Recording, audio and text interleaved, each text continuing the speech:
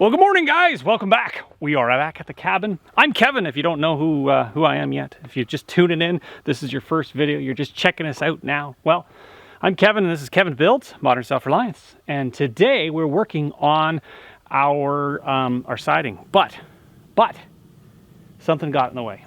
And I was like, you know what? Why would I struggle to put the siding on the cabin when I can put a deck on?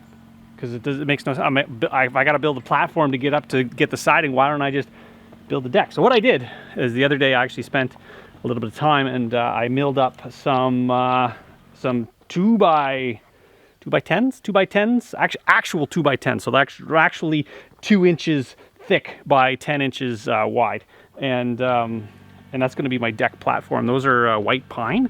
I milled them up on my portable Norwood sawmill, and I got a whole bunch of them. I don't know if I actually got too many of them, but you can always use 2x10 in the future. So yeah, I milled them up. Last week we put our posts in, and they've kind of solided it up. I used my new little auger tool to do that, which is I'm very pleased with. So anyways, we're gonna actually lay out our structure for our deck. I don't think we're gonna put decking on it because my ultimate plan is to get this thing closed up because winter is coming. I want to get the shell closed up. Anybody that's in construction knows that this is kind of like the rush because rain's coming, wind's coming, snow's coming. So we've got, and you want to be inside and where it's warm in the wintertime, so you got to close them in, get them all set for winter. Let's get started, get this plate on, and let's get the deck built so we can get our siding on, so we get our windows in. Anyways, there's lots of stuff to do, and yeah, get yourself your coffee, come on, sit down and enjoy the show. If you guys are curious how I'm powering all this stuff, I've got my battery pack right here. So I turn it on, and that gives me like 74%. That's pretty good shape. Turn the inverter on, which gives me line voltage. And then what I do is I find my extension cord amongst all this junk. Where did my cord go? I've been stockpiling insulation. It's hard to come by lately. It's getting really expensive. All right, so I got my plug, and then plug it in, and there goes my compressor.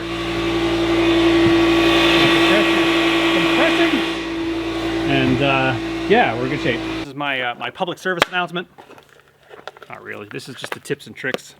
A lot of the times when people put decks on houses, what they do is they take the plate and they jam it right up against the wall. A lot of times when you do that, what happens? Let me just keep opening this. What happens is water gets down in here and does everything that's not supposed to do with the building. So what I'm going to do is I'm going to do like bushcraft deck building, where I don't want the sill plate to rot. I don't want it to have water accumulation there. I don't want it to actually leak into my building. I don't want it to wreck my plywood. I kind of want to get into this package. Anyways, I picked this waterproofing. It's like a bitumen. Bitumen? Is that how you pronounce that? It's a waterproofing flashing, and I got it from Princess Auto. It was in their clearance section. They had a whole pile of it, so I got a whole bunch of rolls of it. This stuff is crazy expensive, so if you can find it for in the clearance section or anything like that, like a yard sale or something like that. It's kind of like Blue Skin. Blue Skin's another waterproofing. You could also use like Ice and Water Shield, I think is another one. I don't know if that's like the approved thing to use, but like this stuff is like, it's like tar. So there's like, come on. Okay, so there's that, and then there's this like that's the skin you pull off that allows it to stick and never ever come off. So what I'm going to do is actually put it on this plate, and I'm going to put a couple layers of it. I actually need another board. Hang on, get another board. But they're not ready yet because I want to put the flashing on.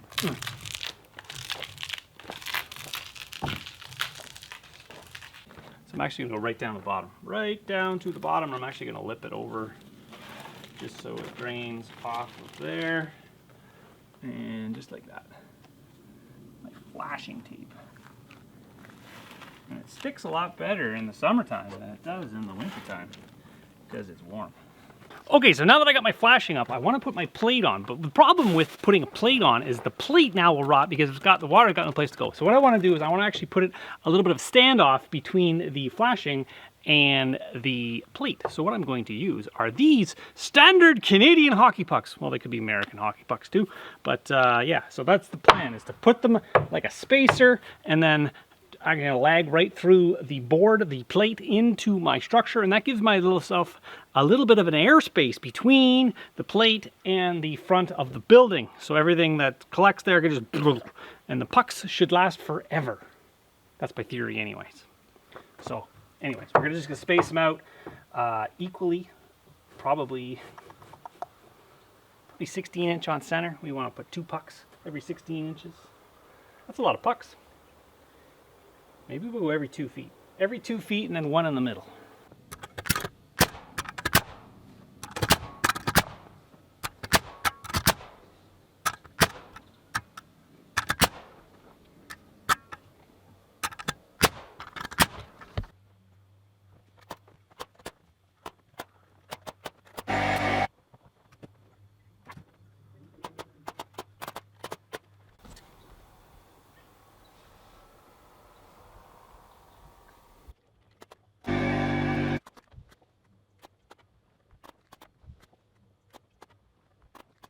Now, a lot of the times when you're building a deck, the hardware is some of the most expensive stuff. So this is an old lag bolt from a telephone pole, and I saved them all. I took them apart. They were destined for the old scrapyard. I don't know if I got that far enough yet. I gotta bang it from the other side. And I kind of like the look of them. Pretty good stick out, actually. So those are the washers. There's just the square chunks that they punched out. Like, this is better than anything you're gonna buy at the store today. Look at that. One has a flat side, one has a rounded off side. It's even fancy. I probably should have screwed one in before I put the other one in. And there'll be a lot of people thinking, why not you put the post, like, why don't you put a beam right on top of the post? Well, the reason we don't do that around here is because of basically this. So what will happen is the post will fall off the top, but this mechanically fastened to a beam kind of secures it to the thing. Gives you more lateral strength, less torquing, less everything. And this is just the way they want it. All right, I have to give those a final twist later on when I can hold that other side. But that's kind of the that's the idea there. So it doesn't push down. It's lagged through the entire post, and it's crazy secure. And there's the other tip. If there's only one of you and you're going to try to hold up a beam, add yourself a little nail. Be sure to pull it out when you're done, because the whole beam was sitting on that nail, just to kind of give me an extra hand.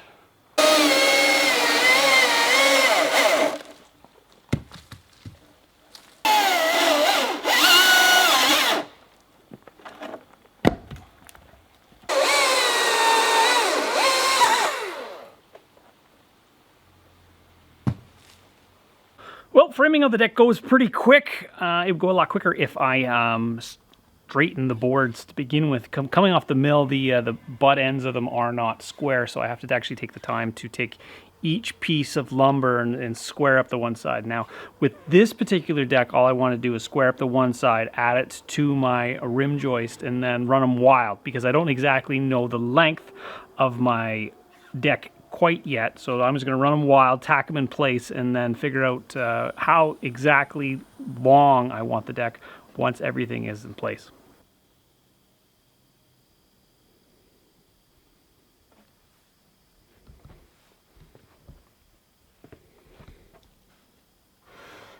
Well, well, this isn't really a deck building video, because I just basically wanted to make a platform so I can work on the siding here. So as opposed to, you know, making just a, you know, scaffold, I made a deck. So now I've got, it's really easy. It's really easy to work up here. I just don't have any decking. As you can see, I'm just kind of on the joist. I got some plywood I'm just going to lay down, and we're going to finish the deck a little while longer, but I want to focus on closing up the cabin, getting her pretty much you know, weather tight, and doing that. So anyways, I think we got a pretty good day in.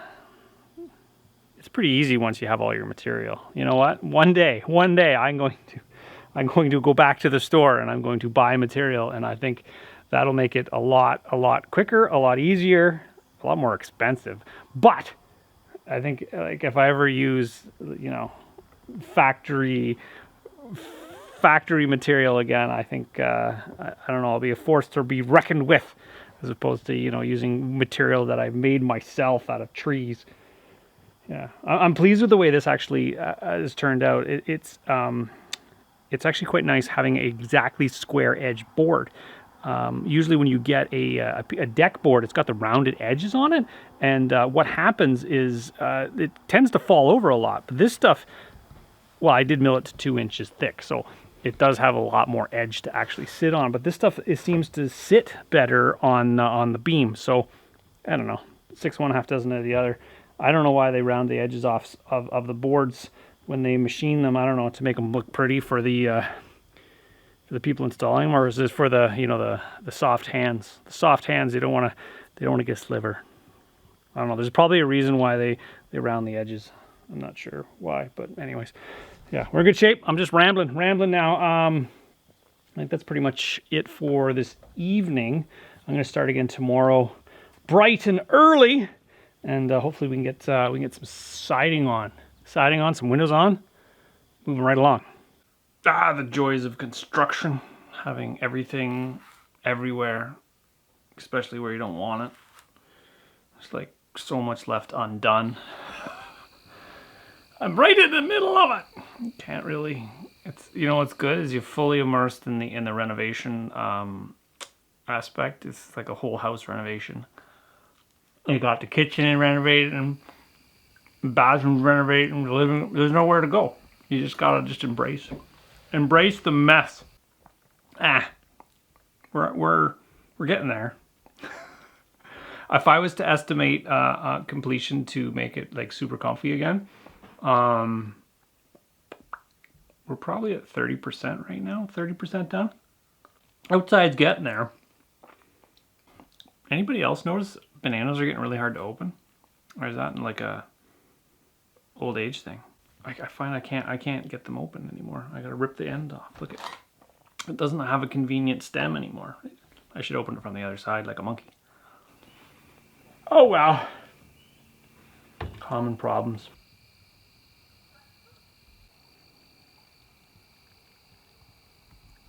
Best part of the day is when you come down here just before dark and you can actually see bats flying around. They're just coming around the pond constantly. They're getting mosquitoes and stuff. This one's constant. I could show it to you if I tried. But yeah, just keep going around and around. I wonder where he lives. Like, this is like the perfect time right now. Everything's quiet. You can kind of hear the crickets. You can hear the fish still jumping. It's a nice time. Can you guys get the audio on that? That's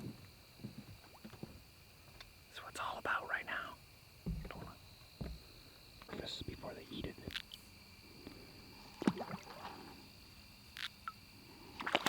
Oh, there's a big one.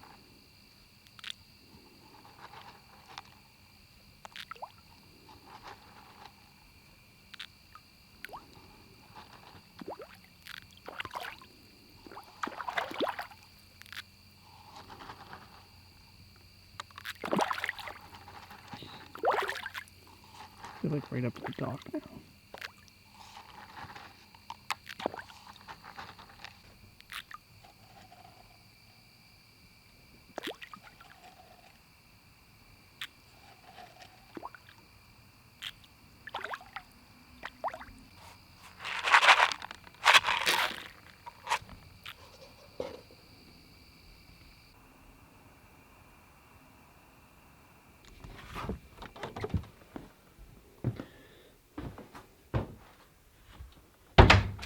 Be like Brad Pitt in the movies, you're always eating something.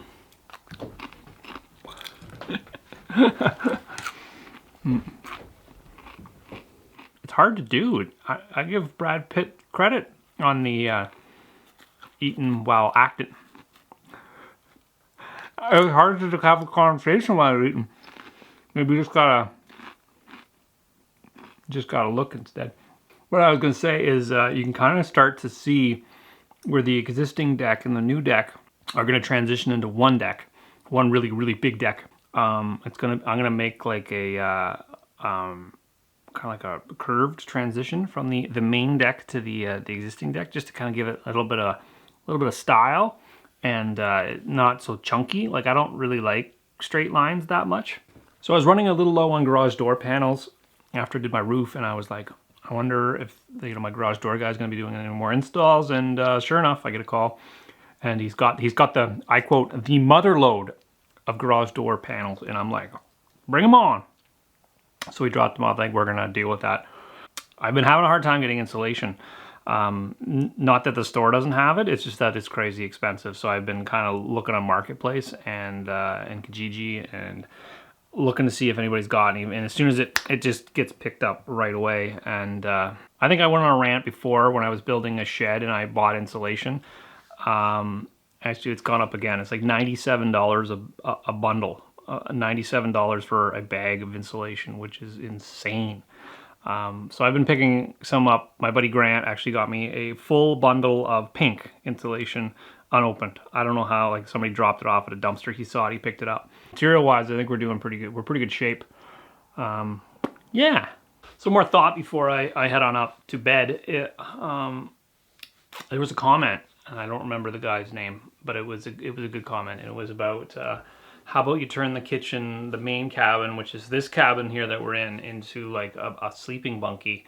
Essentially remove the kitchen altogether, put it in the new addition, and have that like kind of like the, you know, kitchen, dining room, living room. This is sort of open concept. And then when you want to hit the hay, you basically come through a door where the window is, and you're into the sleeping quarters. You could have sleeping down here where the oven is, and you can have like sleeping on both sides. You could have little bunks too. That might actually lend itself well, because then you're kind of like, this is sleeping. You don't have, you know, the noise of the kitchen down below. It's almost like a twin size bed where the sink is. I look at the kitchen I made and I gotta move it. We'll get it right one of these days. Anyways, I'm heading up, and see you guys in the morning.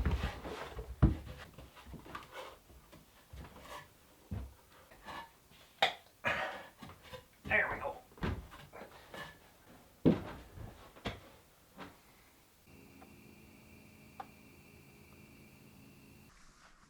Oh, it's a little chilly this morning. Oh.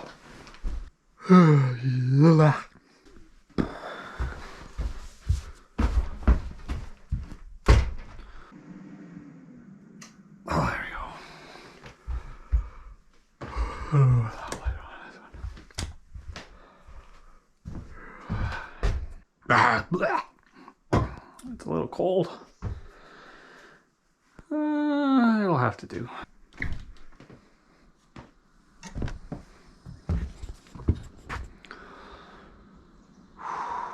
She smells like pine.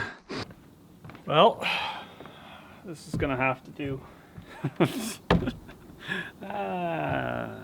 Coffee. Yesterday's coffee. Oh, bright-eyed and bushy-tailed. Oh, that's another great day. It's like the summer that never ends. It just keeps going. Go pick up supplies and pick up lunch. That's what I think I'm gonna do. Just get this done. It's supposed to be super hot today, so I'm just gonna take advantage of the morning. Take advantage of the morning, and then the afternoon I'll just do something else. Supply run or something. All right, well, we almost got it to a position where I'm happy with the setup. So you can see we got our little platform. This is actually plywood I grabbed from an old box truck. You can still see the handholds. There's a switch still there. This is just 3/8 plywood. My plan with that plywood was actually to frame out the that opening. I just left it open. There we go. I got the table all set up. Now it just needs our material. So yeah, you can see how easy, you know, when you got to do like 3 windows and you got to do all this little detail here, it pays. It pays to take the time well, maybe not to build a deck, but it pays to take the time to actually set up a work platform to do your work, because you can work all day just kind of walking back and forth from here and doing your stuff. So I just got my siding right there and nail gun, got my nails. I get that stuff kind of, again, situated. So my bucket of nails, I'll just stick it under here. And then my nail gun can be closer to my work area. There we go. So I can just stick that here. And then I just need a T-square. Where did that go? Half the job is getting yourself situated for the actual material and everything, all your tools. It's always a game of like pickup sticks, right? So here's my square, and then I want my material. Actually, I probably should load my material. I'm gonna put my square over here, square over there. Actually, you can put my skill saw on the windowsill. I don't need these anymore. These will just fall and break. Actually, that's not a bad spot for nails too. All right, so I'm gonna get my material up here. I'll probably just load a couple on the platform. This stuff, that one's not gonna make the cut. This one will. So the idea is to, you know, make yourself enough material, but not too much where you can't actually do anything. So I'll probably load like 5-6 pieces up here. In reality, the front of this building doesn't require a heck of a lot, because it's got like one long run, and then it's got, you know, the little pieces in between, and then windows. So not a big deal. Oh, look at that. Does that one make the cut? Yeah, it's nice and wide. It's got knots in it though. That'd be from the middle of the log. That's gonna break on my head. Okay. All right, we get those loaded up.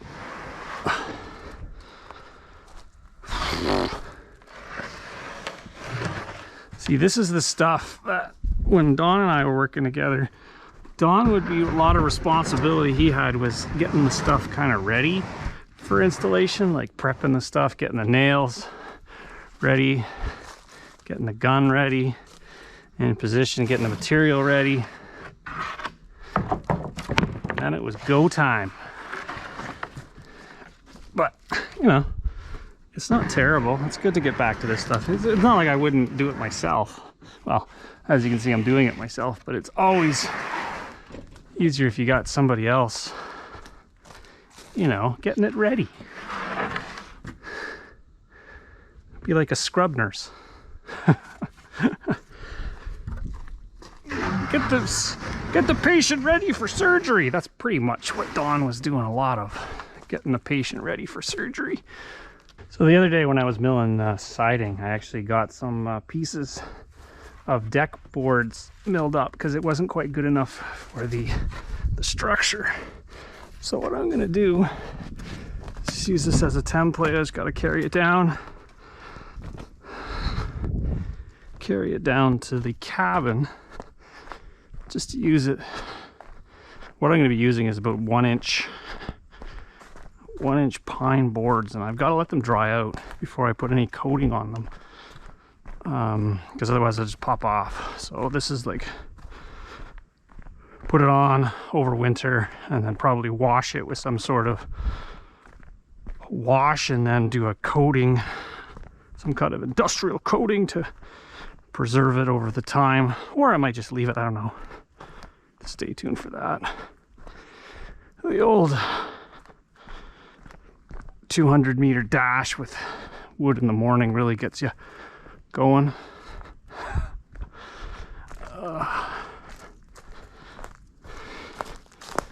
As you can see, the mill isn't really far from the cabin. It's far enough, but you don't want to be carrying material there. Oh, yeah.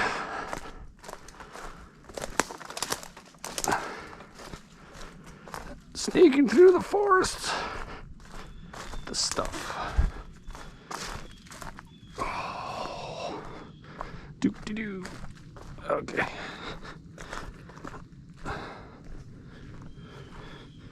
What we got? Okay.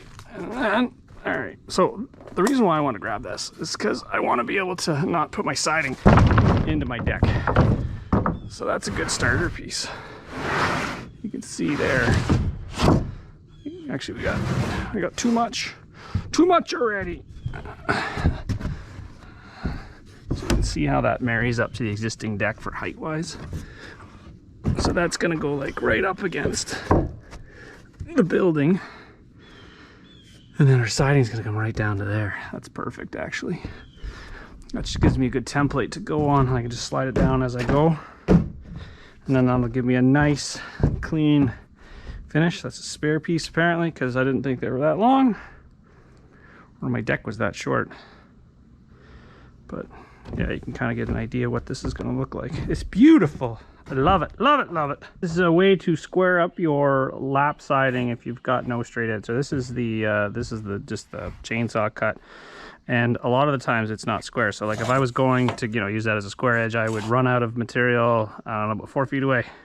So what you do is you take your T-square. This is a drywall T-square, and you line it up.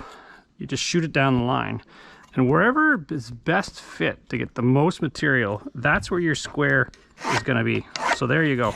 There's your line. So what you would do is you would take your saw,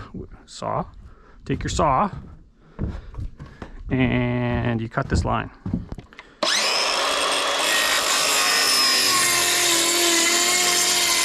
All right, we cut our line. And then what we do is, so that's our straight edge. Now you're like, why about this next edge to get it straight? So what you have to do everywhere, or every single time, is you have to measure over. You have to measure over to the other side of your line. And then you have to go like, okay, so like, because this isn't square, right? So you gotta go, let's say, we'll get rid of that knot, we'll go 155. Okay, so that's our first line, and then we hook it onto the other side, and we go 155. And that is our second square edge. Now you use your straight edge and you go like this. And that gives us 2 square edges on that board. So when we install it, we can butt it up straight on each corner. So here, we just cut that off.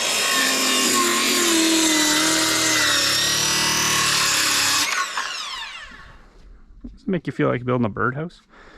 All right, so now the only problem with this piece is here I've actually straightened the bottom edge because it's actually the starter strip, and we want it to be straight against the deck. So I'm gonna actually do a chalk line on this guy, but normally you would just install that.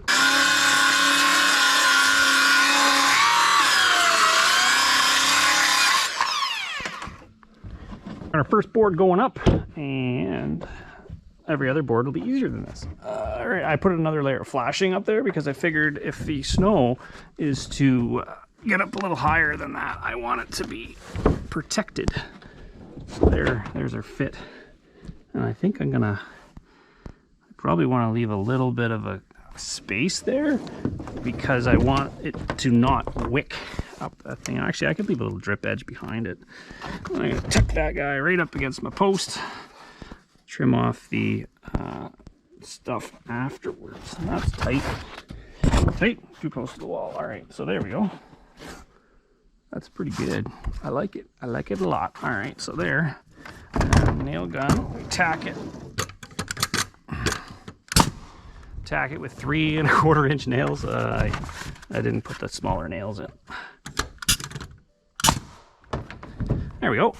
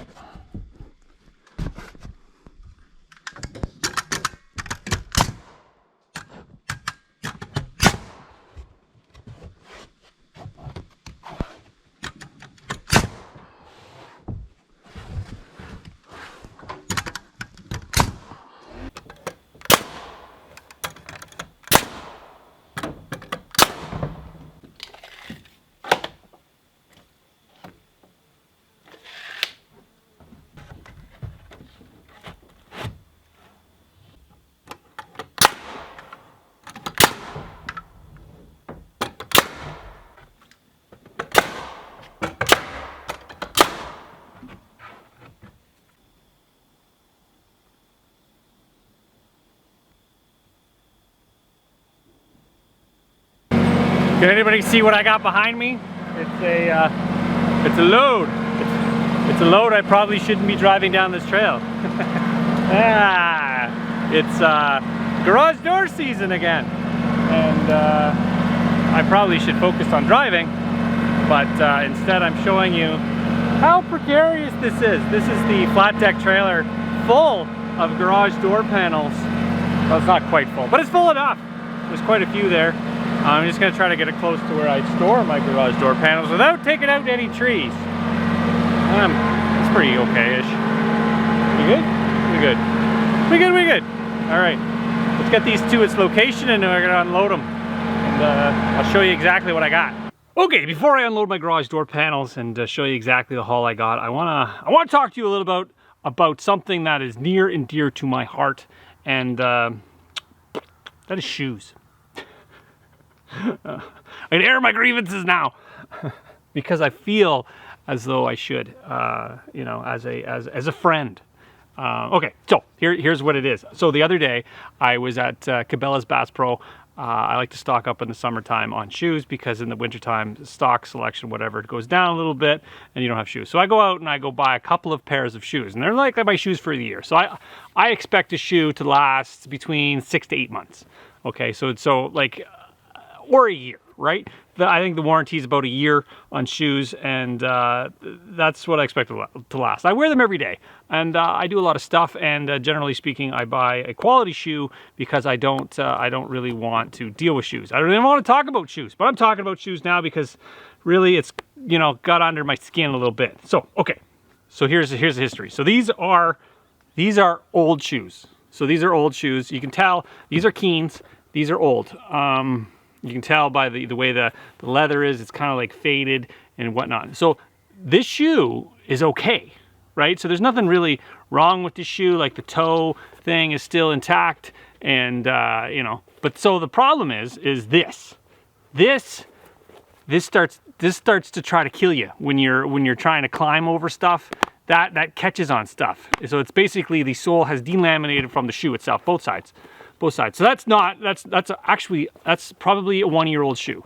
So like even there it's delaminating, which, you know, I'm gonna shoe glue it. Like I'm letting it dry because so anyways, I was like, all right, okay, these ones haven't died yet. They haven't gone to, you know, shoe heaven. And I punch holes in the sole for like there's my trick here.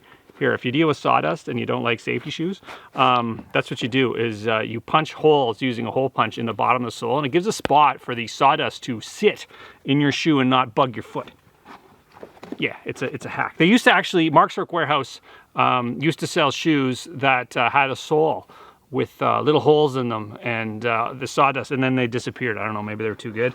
But anyways, you can take your sole out of your shoe and just punch holes in them, and it acts the same because it gives it like a sink for the sawdust to go. But anyways, I found the selection over there isn't as great as Cabela's. Cabela's got all the shoes you can imagine. Okay, so that is a 1-year-old pair of shoes. Okay, this is the new pair of shoes. You can see the difference between an old pair of shoes and a new pair of shoes. So leather is worn and kind of light brown. New shoe, dark brown, and still new. So I bought these in July. Okay, so the problem being is, so we're looking at the toe cap, right? The toe cap is delaminating already. So the toe cap on this shoe, the old shoe, toe cap fine. This shoe, toe cap falling apart. And the other thing with this shoe, where's the other shoe? So anyways, toe cap falling apart, and same sole delaminating. Not only does it delaminating, there's missing a chunk at the back. Where'd it go? Like it delaminated and then I stood on it funny and it fell off.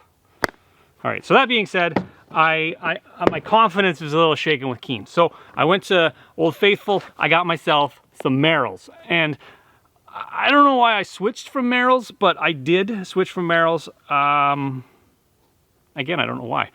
Maybe there's low stock, but this is like an old friend. It's like putting an old friend on. So we're gonna see how the Merrells shake out. I don't know what's your go-to on shoes, but I'd like to know what your shoe is. What shoe do you think lasts the longest, takes the most abuse, you know, just lasts a year. I'm not asking for the world here. I'm just asking for a shoe that lasts, you know, 6 months to a year. Well, I like a shoe to last a year, at least a year. Pile processing time. This is, oh, there's glass. I got glass doors. That's pretty cool. Look at them.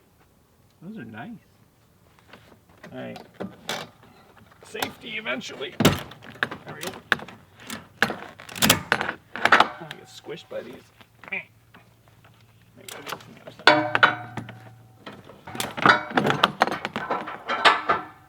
All right, so some of you guys were curious on where I get these things from. I've kind of made an agreement that a local garage door guy will just give me these, and I will dispose of them. So what he does is he shows up with a giant trailer full of garage doors and says, "Have at her!" And I find a place to put them. I unload them. I store them, and I use them for good and not evil. Whew, there's a lot of them there. We can never have enough garage doors. Anyway, so what I want to do is I want to sort them so I know exactly what there is here. This one looks like there's a electrical box on the bottom of that one. That's probably have to be taken apart.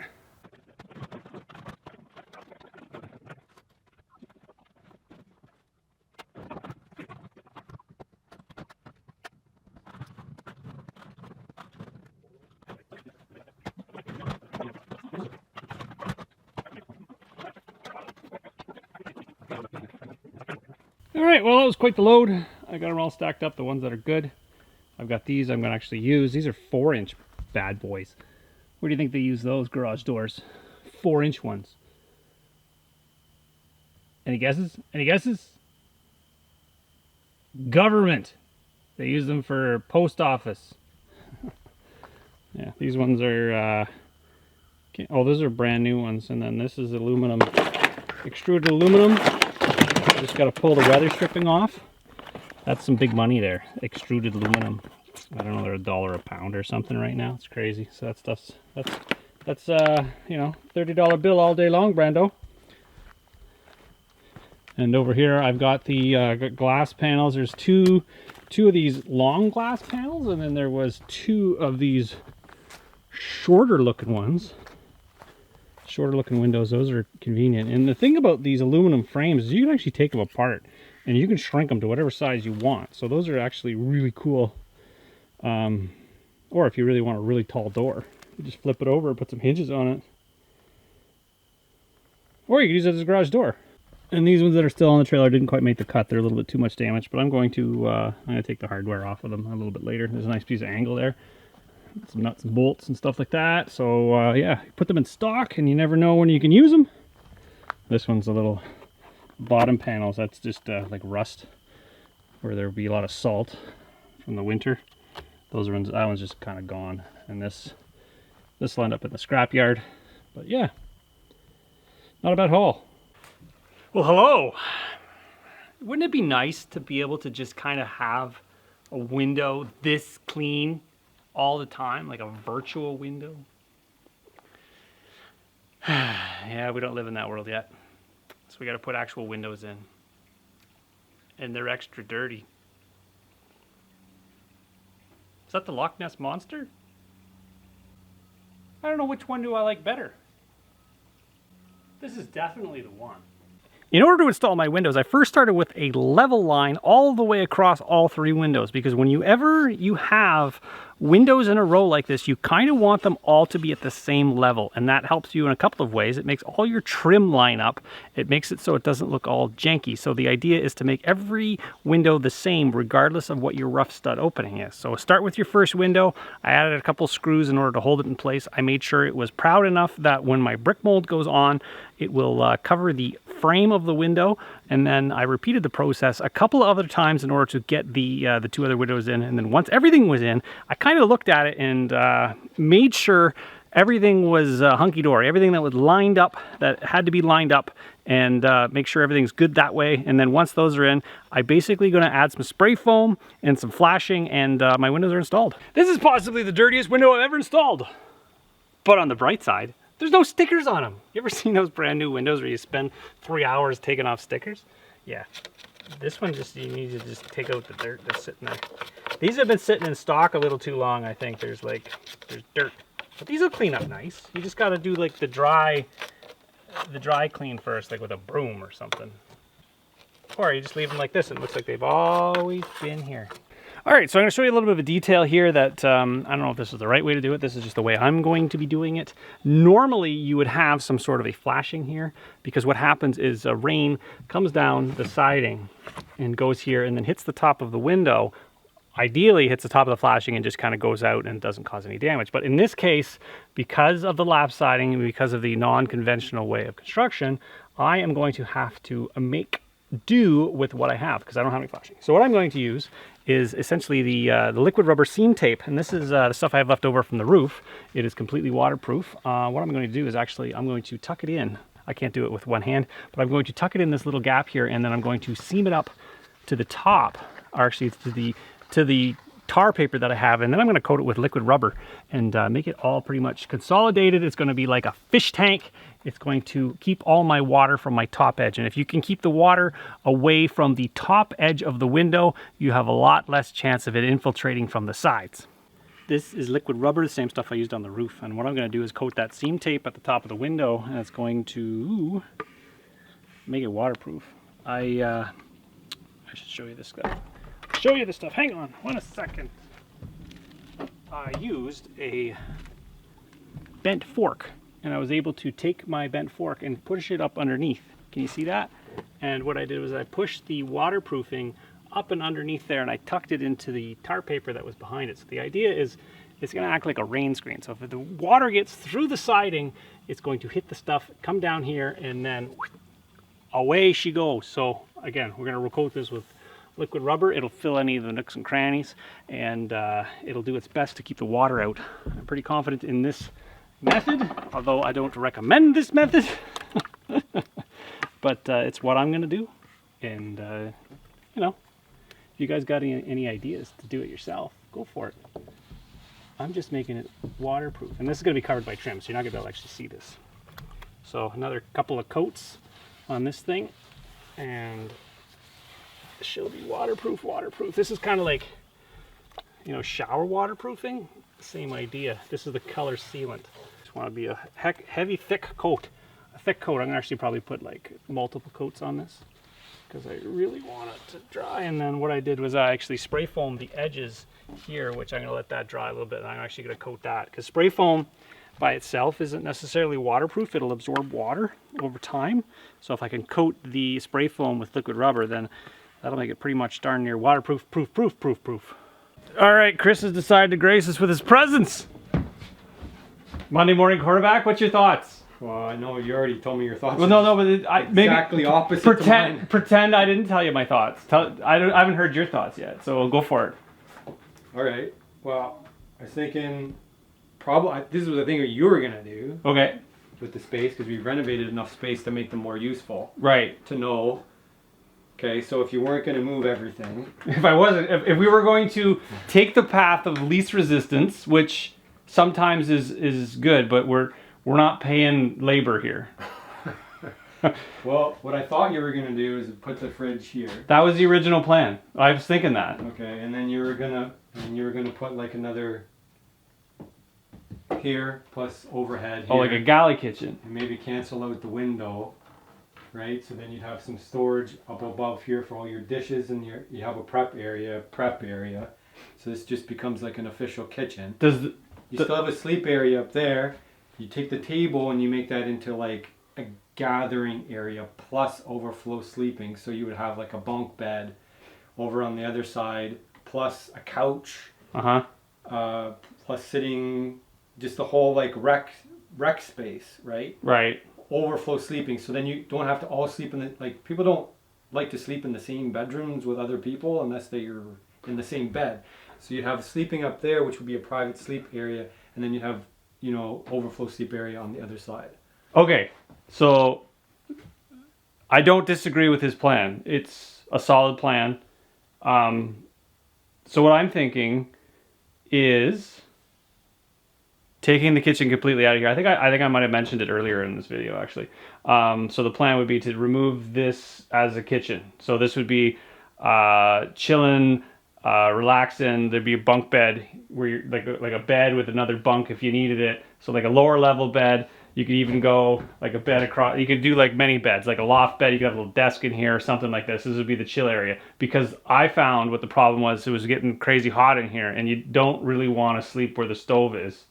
But that's also part of the charm. Well, part of the problem with sleeping in here is still like the stove in here, so you're still going to be sleeping in here, right? Right, but the stove's going out of here. You're going to take this. Oh yeah, so the part I didn't mention that. So the stove would be moving. So okay, so fast forward. If we could walk through this wall, we walk through that wall. So that wall would not the wall would go, just the door. We would make a door there, and then you got to follow me, Chris.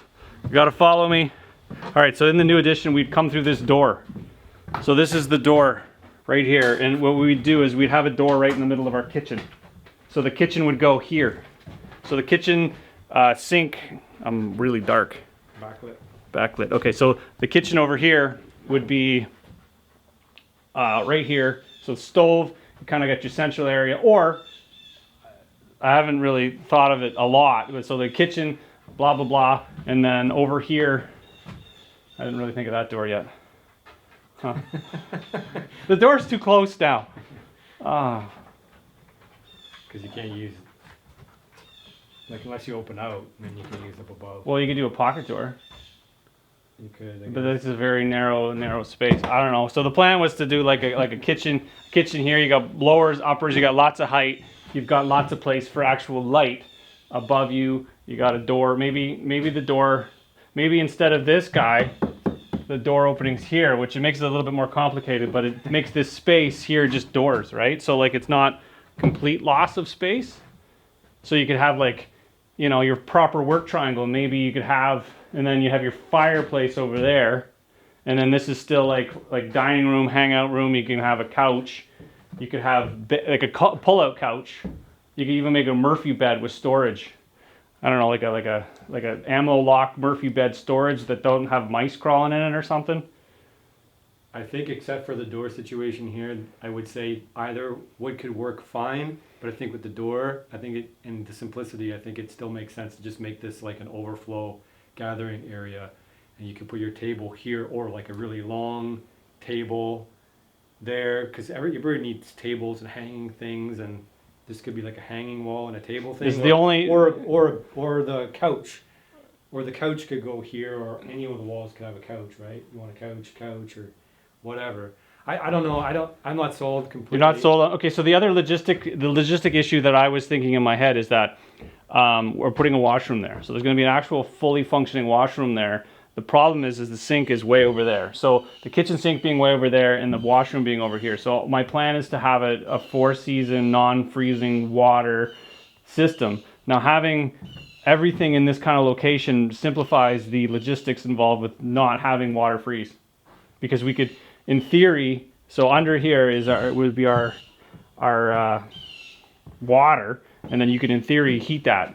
I think you could heat that with a simple pilot light over the entire winter and keep that from freezing. But you could bring the plumbing indoors and bring it over to the... But then you would have to keep everything in the cabin above freezing at all times, as opposed to just one. Unless you drain it off. You'd have to drain it off every time. Yeah. You left for any length of time. But only the indoor stuff, which is pretty normal for a cabin anyway, that you're not in all the time. Bypass valve, you so just blow it, pressurize it, blow it out. Is drain that out. You don't have to drain. Yeah, the bathroom wouldn't have to. The kitchen would have to be drained for sure before you left in the winter. So it'd be like it's a working plan right now. Well, the door. Maybe I'll move the door. Maybe I just remove. Well, I can just move the door. It's like these walls aren't really, the only wall over here is that wall supporting. This wall is pretend. So I can in theory move the door over so I could get a proper size fridge in this corner, or even have the sink here.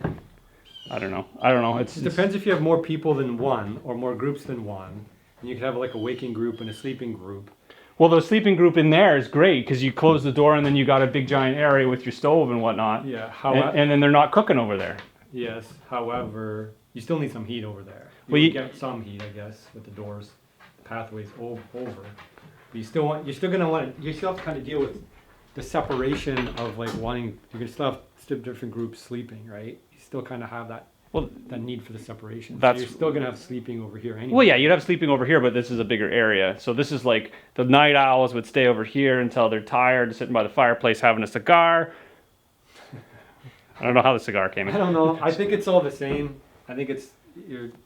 I'm just trying to consolidate. Every time I've ever worked on a house, there's a lot of people that will put the like electrical service on one side of the house, and then they'll put the kitchen on the other side. I'm like, why didn't you just put the service on the other side of the house, and then you wouldn't have to run a bajillion wires across 300 feet of house? Well, now you know why. It's because they thought of it after. Well, It's like you just keep scabbing new things onto the project, so the project changes the scope. well, but the great thing about having an off-grid cabin is the power doesn't come in anywhere. It's a box wherever you put it. Yeah. And So you can have an extra box. the water is getting renovated from there to here and gonna never freeze. So like that's the big job. The little job is moving a cabinet because really the kitchen is box. Yeah. It's one cabinet and then you have to add on to it anyway. So I don't know. Ultimately, it's going to be up to you. I mean, the viewer, I'm sure, is going to add some opinions onto things. I've had actually people send me drawings, which I like. The drawings were perfect, and I think they were trying to be like, okay, we're going to limit the amount of work that needs to be done. But I think like I can see kitchen over here. I can see long kitchen over here, and then because everybody wants to hang around the kitchen when they're cooking, and then when you're in there cooking, you're kind of isolated. Like a lot of people, I don't know. You gotta. It doesn't really matter to me. If you want my honest opinion, I think either way could work. Well, you can have a rolling If you prep move- island, right? If you move the door. Like a multi-purpose Well, that's not going to happen. prep island. Oh slash... yeah, that would be ideal because you want to use it as a table and a sitting area. But you know, if you have a table, a horizontal surface, people just load it with stuff anyway. That's what So you I'm need running some into now. hanging and some Yeah, cupboards. And yeah. That's why there'd be there's lots of uppers here. Like this is like you can have full size uppers and make it rodent proof. Like it could be a metal box. Yeah, and that's what you need. And up here, like it's just like because this is all coming off, and like you can make those cupboards. I'm confident I could make a cupboard that's rodent proof. Since you're talking about rodents anyway, you should know that I did hear a squirrel chewing Oh, great. on the ceiling on the far side, and then it was up in the actual rafter space somewhere in that vicinity there. I couldn't see where it was, but it was definitely in there gnawing on things. Well, we gotta. And then with the mouse poop stuff too. Yeah, it's ongoing. Anything on the lowers is that mouse is going to get in, so definitely the uppers is going to be the trick there, because you don't want it on your cutleries and things Yeah. every time you show up. Well. You're not here all the time too to police it. Yeah, I got gotta have a security guard that just basically shoos away mice and squirrels. Frankie, you're not catching mice? Anyways, all right. That's my thoughts. There's lots to ponder, lots to think about. Let's we got a lot of what do they call those things in the fire? A lot of things in the fire right now. Hi, Frankie. All right, I gotta finish up some trim. Chris is gonna go catch some lunch down at the pond. We got a lot of stuff going on today. It's a busy day. Maybe I'll get skunked. I didn't feed them yesterday. I doubt you're gonna get skunked. I could actually see them.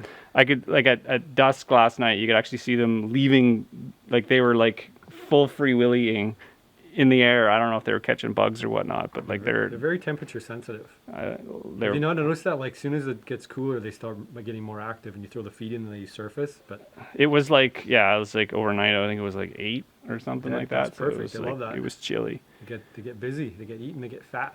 Yeah. A couple more months. But yeah, you should. I don't think if you get skunked, I will. That'd be impressive if you get skunked. I'm gonna try fly on my hand line, so just to make it a little bit trickier. I think you'll probably still get a fish. I think so. All right, we got our trim getting there. We're getting there. The miters are a little wonky because I'm cutting them with a skill saw, circular saw. So they're not terrible. They're not great, but they're not terrible.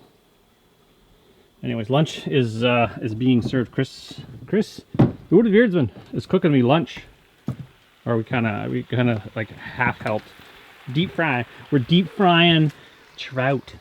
Chris caught a trout. This thing was swimming in the water moments ago, and we deep fried them. You can see that. Let's just turn that around. They are like, I don't know. Chris says it's disrespectful to deep fry a trout. I don't know about that. Anything deep fried is showing its true potential. I'm a fan of deep fried anything. We could deep fry a piece of pine. You know what? We should try a battered piece of pine tree. It's what I've been eating the last couple of days anyways, pine. We also deep fried canned potatoes because the potatoes I had were not living anymore. So we've got these Chris has battered them with, what'd you batter them with? Cassava. What? Cassava flour. Cassava flour. It's yeah, a gluten-free flour. Cassava flour. That's probably expensive stuff. And most similar to wheat flour, low in fat. Low in fat. Chris is watching his weight. I don't know why low in fat's a good thing. Low in fat. Have you ever seen flour that says low in fat? It's a starch. Of course, it's low in fat. That's strange that it says low in fat on a flour bucket. Yeah, so we battered the French fries in the flour. They're not really French fries. They're like sliced canned potatoes, which are delicious. But again, you can deep fry anything. Anyways, this is lunch. Where's my coffee? Anyways, we're gonna finish up. I'm gonna actually finish up lunch, and then I'm gonna finish up my trim, and give you guys an idea what's upcoming and what's gonna be new. I got big plans for next week, so just stay tuned. We'll be right back. This is the easiest way to clean up your construction site: leaf blower. My switch doesn't work very good, so as soon as I plug it in, she starts.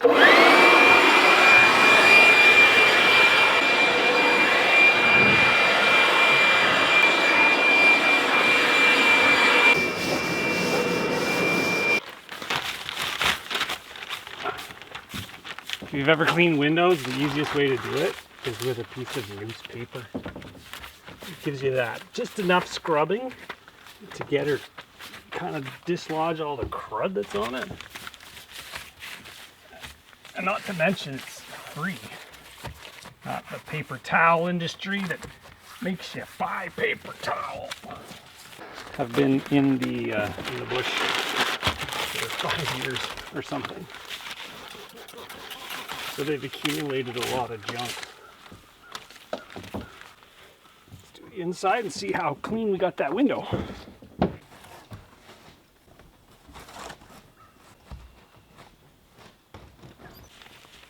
You can hardly tell that glass is even there anymore. And this is just the first clean. Once everything's done and done, we'll give it a final clean, but yeah, good shape. All right, while I clean the rest of my windows, you guys got lots of stuff to do today on your own. So I hope you guys enjoyed this one, and join me on the next one.